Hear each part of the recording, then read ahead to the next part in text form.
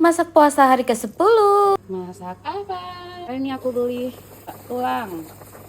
Ini udah aku rebus dengan metode 10, 30, 10. Ini udah 10 yang terakhir. Ini ada bawang goreng, daun bawang, seledri, dan tomat. Ini bumbunya sudah aku tumis, tinggal dicemplungin. Wortel dan kentang sedikit dan kol siap dimasukkan, nanti tinggal cemplung-cemplung. Kemudian aku tambahin air mendidih ke sini.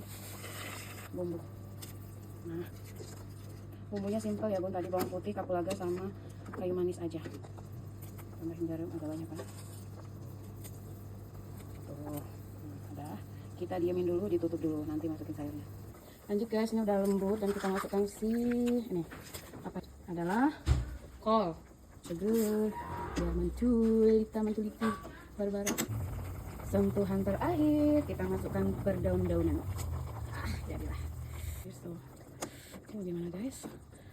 Menyala. Jadi deh sopnya.